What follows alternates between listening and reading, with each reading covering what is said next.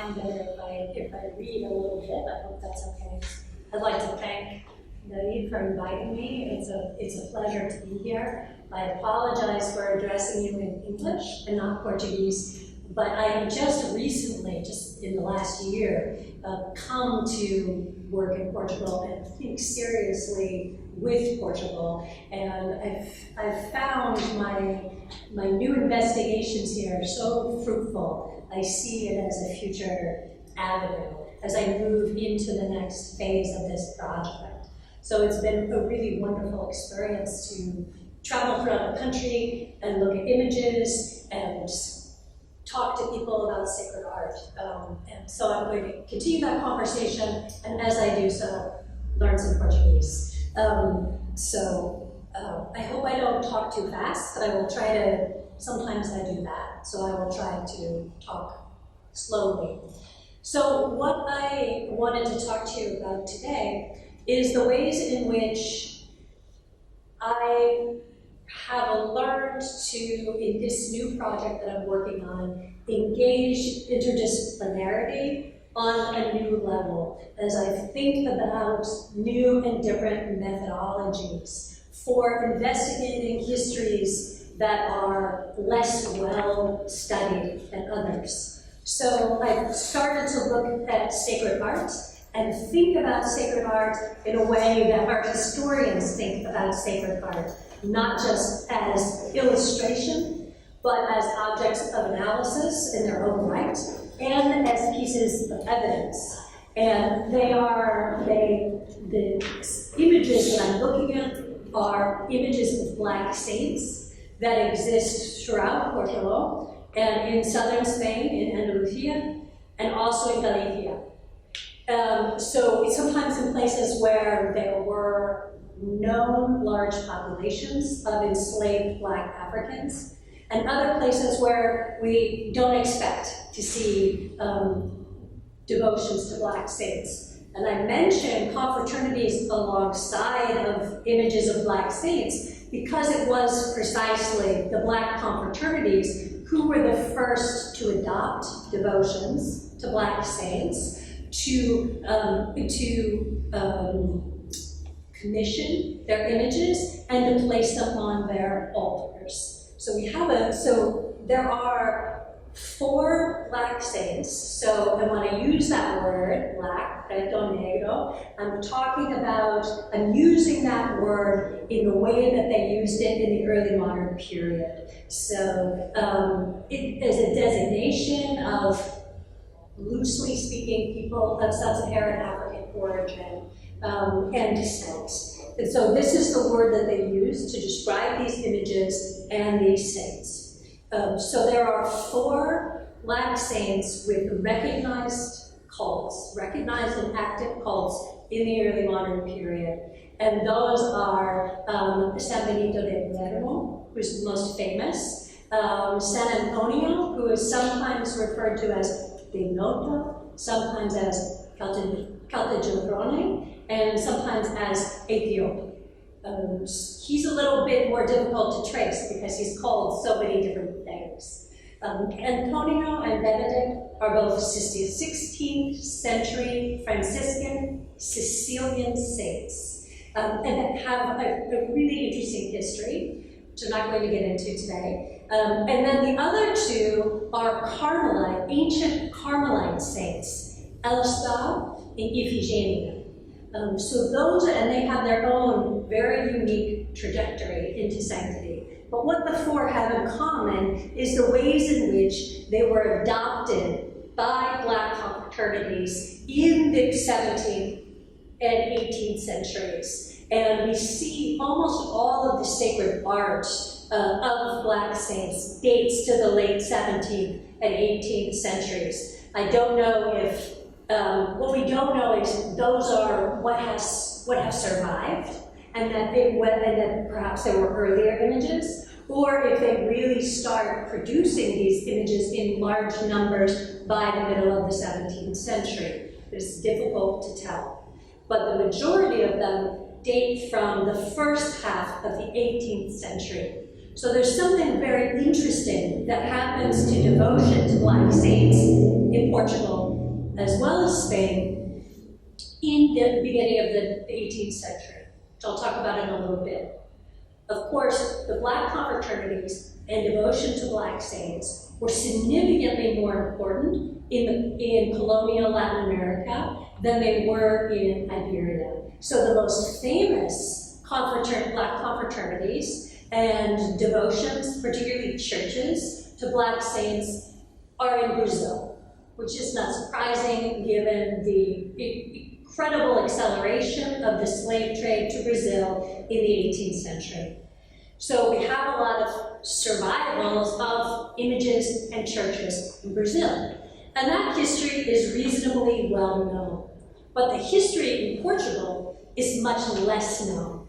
And one of the things that really interested me when I started this project that drew my attention to the images were the ways in which those surviving images act as a visible reminder, a visible manifestation of an aspect of Portuguese and the Spanish past that we don't always see. So they are visible but invisible at the same time, seen but unseen, because they stand in churches where parishioners and visitors can view them, but they don't always see them. I've had really interesting experiences several times, both in Spain and in Portugal, where I've been trying to get access to a specific church, and then I explain who I am. I'm writing this book about Black saints. I know that there is an image of San Benito in your church. I would like to see it. And they say, oh, no, we don't have any Black saints here. And I say, but I know it's here. But sometimes I have to show them a picture. Look, I know it's here.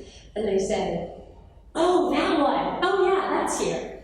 And it's very interesting. There's that gap between what people see and what they acknowledge. Right? And so I don't always have a sense of what white parishioners, either today in the 21st century or in the early 18th century, saw when they looked at these images. But it is a really important thing to think about. So one of the things when I'm thinking about sacred images as evidence is their relationship to Black confraternities. So one of the things I want to do in this project is create a map. And I wanted to create some maps for you today, but I was having some trouble with Google and it didn't happen, so I apologize. And I was actually going to read this list of places, but now I'm afraid that my Portuguese pronunciation will be so poor that you literally won't know what I'm talking about when I say the names of these towns.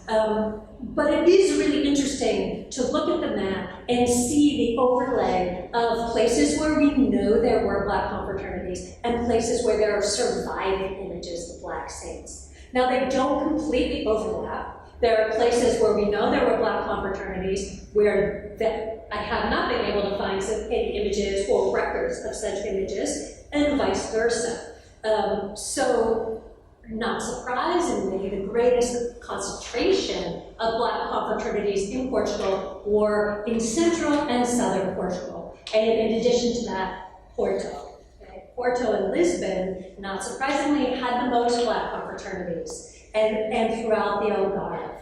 But we also see important Black confraternities in places that are a little less expected, like Évora and Elvas. And the interesting thing about those in the Alentejo is that they create this really interesting line through to Badajoz, right, in Extremadura in Spain, which is the route, the overland slave trade route between Portugal and Spain, which is a part of the slave trade that is, I think, the least well studied. We don't know that much about it. But we can see the movement across this area where there were significant concentrations of Black confraternities. And in Elvas in particular, I'm going to show you the image from them, but I saw some of the other things, material goods belonging to the Black confraternity there. It was clearly a wealthy and important brotherhood.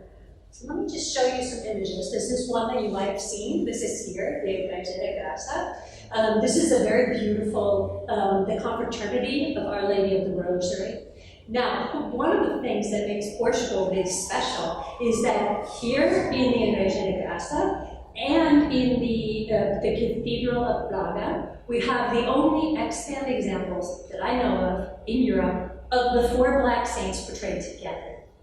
And so this is very exciting for me. So at the bottom you have Benedict there on the right, Antonio on the left, Ifigenia there, and Elspal there. You can tell the Carmelites versus the Franciscans. And we know, of course, that this is the old altarpiece of the Black Rosary Confraternity.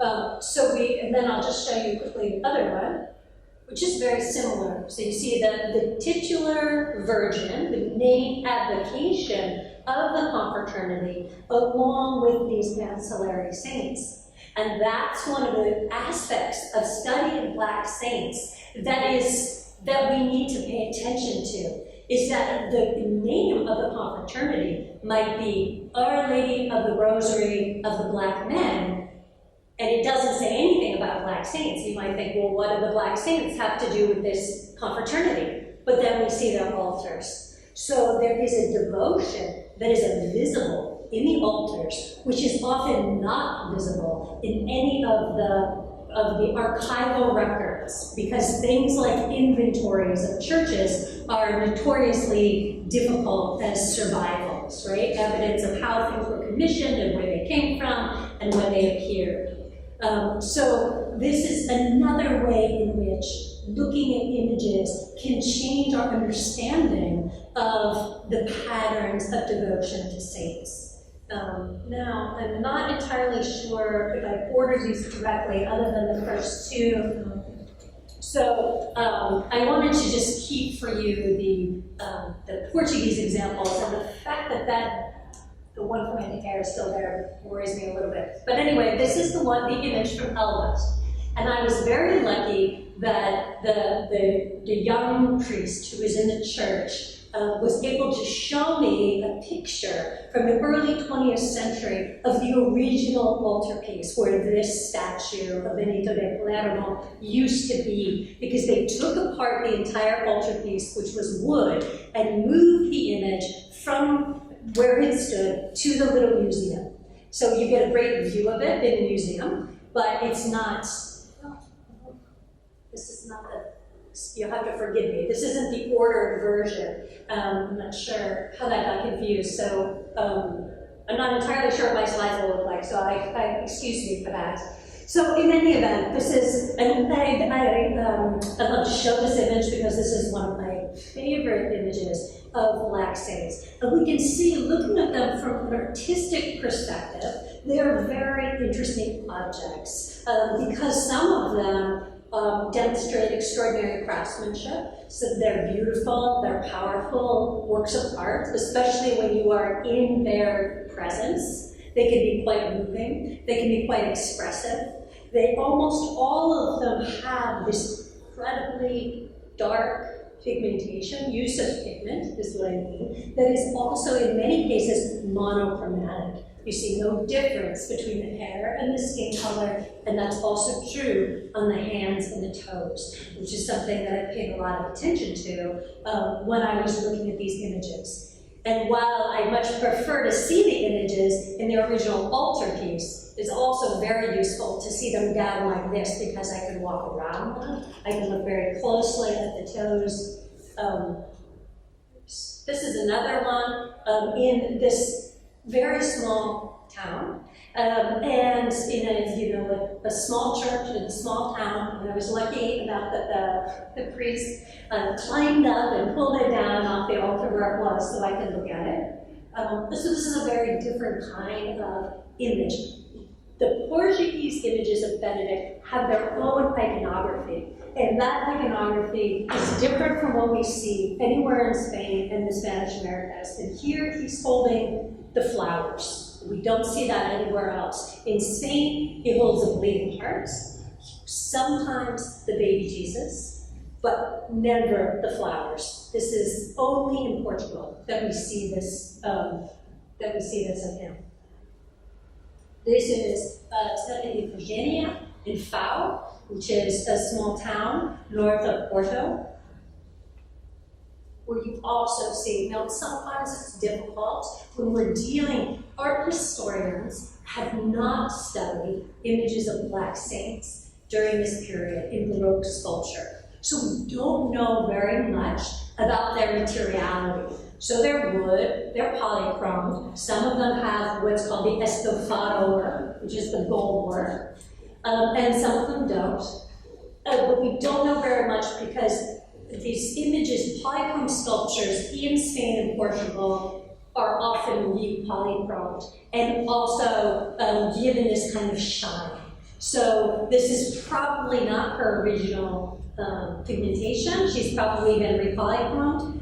One of the other useful things about these images in Portugal is how this is a strange thing to say, but some of them in these small places have been very badly conserved and probably not re-polychromed, or at least not recently. So that can be useful to me, and some of them the painting is chipped, which can also be useful. This is also, as far as I know, we have two examples from Visio of 18th century ex-votos dedicated to Benedict of Palermo. This is one of them. You can barely see him on the top right. And this is a really interesting thing about painting Benedict of Palermo. Many of the Black saints are often painted with brown, lighter brown skin and black hair. And here we see one where he's disappearing really into the black of canvas. But in any event, this gives us a sense, and here we see something very significant, that it provides evidence, visual evidence for something that's not easy to trace, again, in the documentation, which is 18th century devotion to Benedict among the white laity. And that's one of the things that we see happening in the 18th century. Benedict of Palermo and the other Black saints become adopted by white devotees throughout Portugal and Spain. And I think in Spain, particularly in Galicia, one of the things that's so interesting about Galicia is that that is the only place that I know of where today there is devotion to Benedict of Palermo, and in one place to Edifício. So that is a unique, a kind of enduring devotion. This is the other side of that image in Albas. One of them you can see is chipped here, so you can see what the sort of the some of the things they do underneath, and you can see his cheek is chipped too.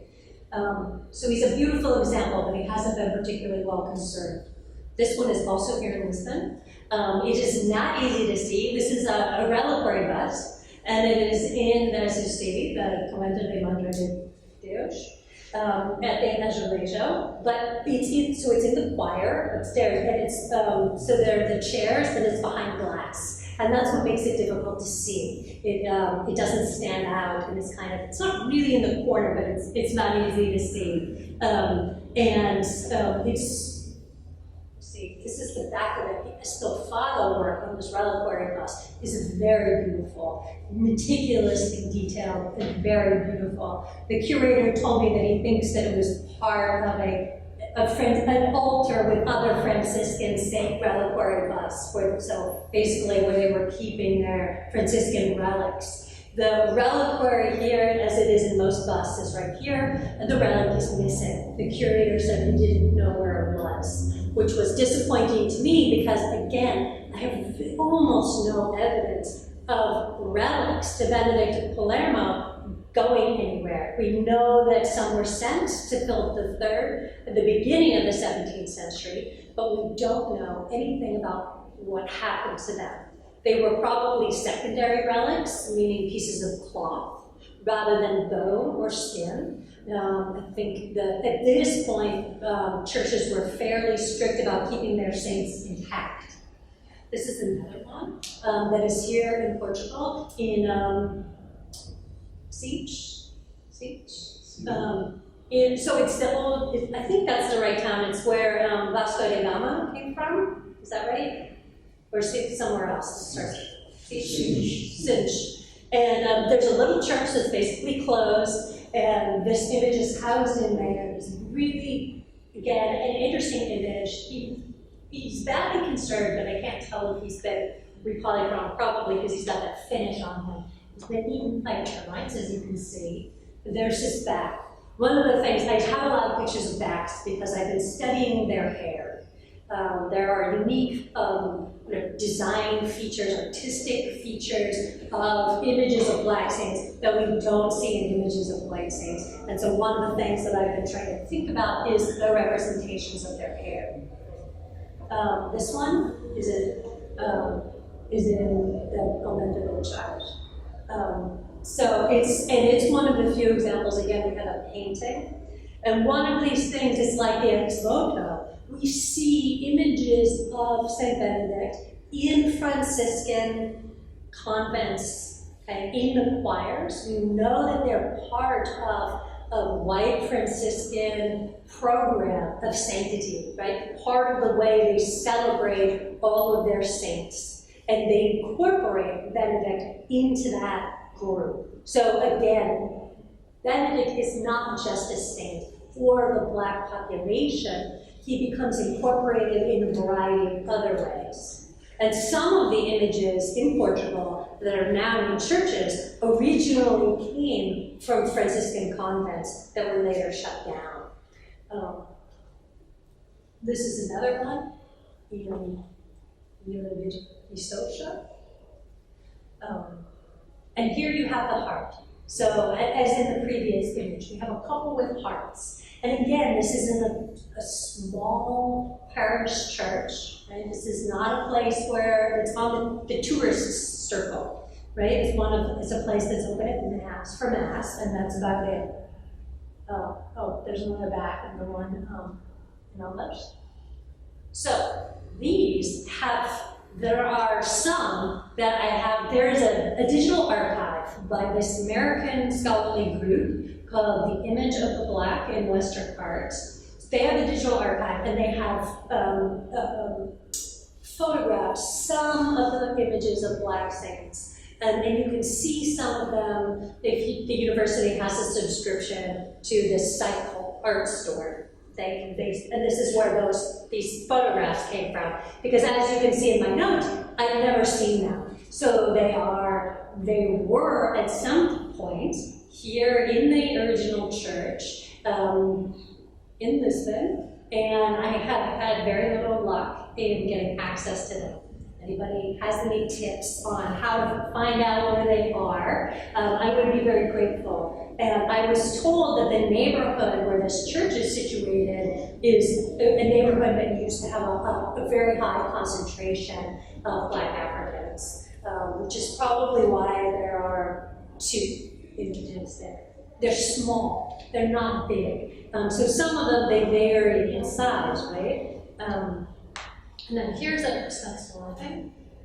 This is another one that I have never seen. I've talked to people who have worked in Santiago and know it reasonably well. And I've written them also, and nobody has any idea where this altarpiece is, which is very frustrating. And so anyway, we have Elzeba and Iphigenia there. One of the things that's interesting about looking at sacred sculpture in churches is that it's one of the side effects of this incredibly dark pigmentation is that these sculpture are very striking to the eye. You walk in, which is one of the interesting things about people saying there are no Black saints in their church. They're very Black, and your eye catches on them immediately because they contrast so strikingly with their surroundings, even in a dark church, right? Even in a baroque church with all of the gold and the darkness, and they're surrounded by images that are darkened by things like smoke. You can still tell immediately when you're looking at a Black saint. It just, no matter how kind of far away you are from the altarpiece, as long as you're facing it, you can see that. This is the one that's in the Franciscan church. He's up a little high, so sometimes it can be very challenging to get good photographs when they're up high. This is another one. This is one in Porto, also in the Franciscan Church. There are also images of Ifigenia and Elspal in Porto, in the Igreja de Santa Clara, I think, which is under construction. And it has been under construction for a while, and I was not able to see those images, although I've seen a poor quality black and white photograph of them. Yeah, and this one is like the other ones I showed you from here in Lisbon, where I have a photograph of them, but nobody has any idea where this image is, as far as I can tell. So I was in Edinburgh, I was talking to art historians, and I didn't have any luck, which was disappointing because this looks like a particularly beautiful image where the estofado work is very intricate. And one of the things, of course, that's very important about the estofado work is that it's very expensive, right? So it tells us something about how much money people spent on the image. One of the things I do when I'm able to look at the image all the way around is look at the back. For those of you who know about polychrome sculpture, because the estofado work is so expensive because it's gold leaf, and it's painted. So an estofado technique is an entire layer of gold paint, gold leaf, that is then covered with the black or brown paint and then very meticulously pricked away. So it comes behind the dark paint. So it's a lot of gold leaf, it's very expensive. And sometimes if the image was not taken out on procession, the back is plain wood. So it tells you something about where it might have been positioned in a church versus a processional image, if the back is there versus not there. Let me see, that's the last one. So let me go back to this. I thought I was going to read, and then I ended up not reading. Do I have a few more minutes? Okay.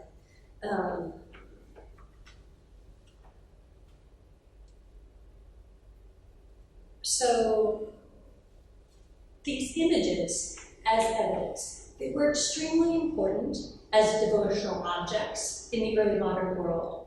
Not surprisingly, they were important to members of Black confraternities who often took them out on procession, sometimes as part of particularly Corpus Christi festivals were one in which Black confraternities tended to play a really important role. Sometimes during Holy Week, but much more often during Corpus Christi. They would bring their images out, not just the titular image, but also their images of Black saints. Sacred art, like sculpture, could work miracles, and we have some histories that talk about images of Black saints that were considered miraculous in the 17th and 18th centuries. And they were also important for the images of Benedict of Palermo. Such a strange case, because during this period where I'm talking about these images and the devotion to him by Black confraternities, he is not beatified yet. He's not beatified until almost the middle of the 18th century. And this is strange because technically you were not allowed to venerate an individual as a saint until he or she was beatified. So it was very unusual to have an image, particularly an image on an altar, an image portrayed as a saint, right, as opposed to a portrait that you might hang on your wall, with this designated signs of holiness. Right? Everybody in Spain, in Portugal, in the Americas, thinks that Benedict of Palermo is a saint. And we know this because in the beatification and canonization records of the early 18th century, they have a significant number of witness testimony from people in the Iberian world, from Portugal, from Spain, from various places in the Americas and Brazil, who are talking about specific places where there is devotion to Benedict. They tie that devotion explicitly to the enslaved and free population of color and their confraternities. Sometimes they say, oh yes, white people are devoted to them too, and sometimes they don't. To the congregation of sacred rites, the presence of images and devotion of images acted as a form of evidence. So it's evidence to us, and it was also evidence to the 18th century church when they're trying to understand the extent of devotion to Benedict. They ask everyone, have you seen an image of him? Where is it? Is it on an altar? Is it on an altar where people say Mass? Do they collect alms in his name? Are there candles on the altar? So many questions about candles. Candles and lamps, right? Because that is a signifier of veneration of a saint. So a lot of the information that we can find out about the important images of Benedict of Palermo come from these canonization records.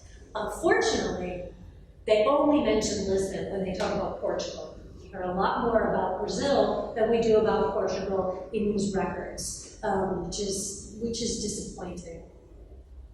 And I just want to conclude by saying one of the things I didn't really focus, other than giving you an overview anyway.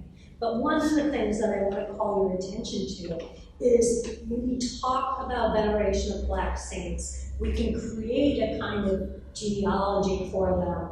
The church introduces Black saints into Iberia, particularly Philip III of Spain, in order to act as an aid to the baptism of newly arrived African slaves. But they are very quickly taken on by Black confraternities themselves, who have an agency and ownership over their altars, their images, their avocations, okay? And they are the ones that are responsible for spreading devotion to Black saints, particularly Benedict of Palermo, throughout the Iberian Atlantic. And then it is only later that the white devotees take up devotion to Black saints in the 18th century, which is, of course, striking because in Portugal and Spain, unlike Brazil, the slave trade is, right, it's diminishing, it's going down pretty sharply during that period. And a lot of the Black confraternities by the middle of the 18th century are closing up shop. Or being forcibly closed. The numbers are dwindling of free people of color, and they can't sustain themselves financially. But the important takeaway is that the devotion of Black Catholics leads directly to the beatification and eventually the canonization of Benedict of Palermo. Here we see an example of people outside of Europe, meaning outside of kind of the white Catholic European norm, who are playing an incredibly important role in the creation of new devotions in the early modern period. So we think about the impact of the African diaspora, right? We need to think, of course, about slavery, about the slave trade, about social life. But we also need to think about their cultural contributions and the ways in which that transformed, in a substantial way, Catholic devotion during this period.